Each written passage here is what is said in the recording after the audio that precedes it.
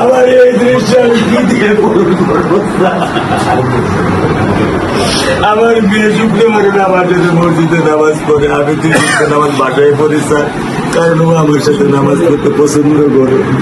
2 ওয়াক্ত নামাজ আমি ওকে নিয়ে স্যার আমার বাসায় পড়ি স্যার।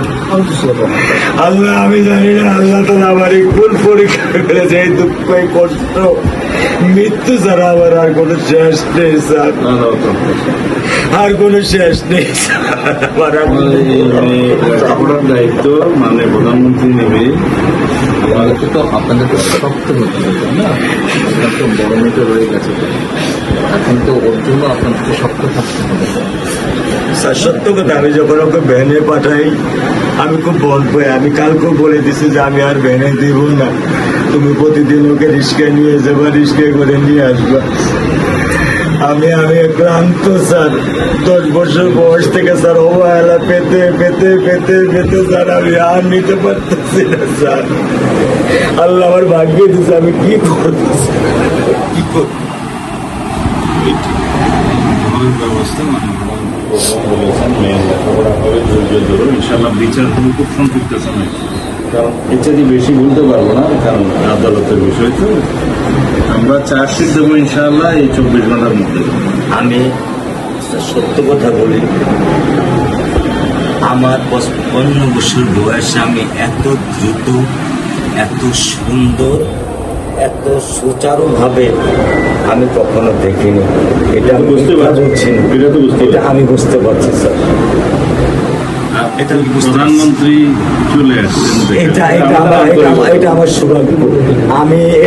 আমি সত্যিকার ভাবে স্যার আমি বলি, আমি এটা স্যার প্রত্যাশা করিনি যে আপনার মতো মানুষ আমার এই 10,000 টাকার একটা ফ্ল্যাটে স্যার আপনি পা রাখবেন, কিন্তু এই বিশ্বাস ছিল যে আপনি আর 10 জন না।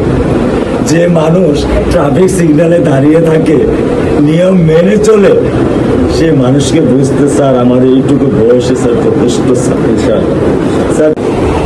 আপনি খুব ধৈর্য ধরবেন, আমি ওকে কোনো নিয়ন্ত্রণ করতে পারতেছি না। চাই আপনার সন্তানের এই অবস্থার জন্য যে দায়ী, তার বিচার ইনশাল্লাহ হবে, সেটা শীঘ্রই হবে।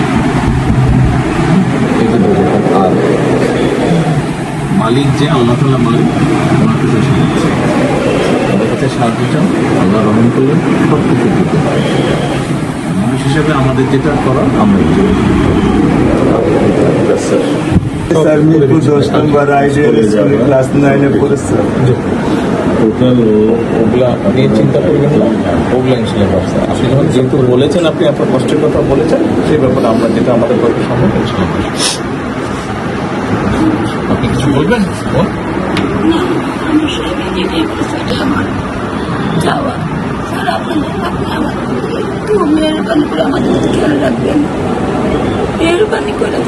আমরা প্রথমে সবচেয়ে আগে যেটা এই মুহূর্তে আমরা করতে চাই সেটা হচ্ছে যে এই অন্যায়ের সাথে যে জড়িত তার বিচার আমরা আগে করতে চাই, তার বিচারের ব্যবস্থা আমরা আগে করতে চাই, এইটা আমরা আগে প্রথমে করতে চাই। আপনাদেরকে শক্ত থাকতে হবে, ধৈর্য ধরতে হবে, ওর দিকে তাকে শক্ত থাকতে হবে। এক সন্তান আল্লাহ নিয়ে গেছে, আরেক সন্তান আপনার কাছে আছে, ওর কথা মনে করে আপনাদেরকে শক্ত থাকতে হবে, ওর দিকে তাকে, ঠিক আছে?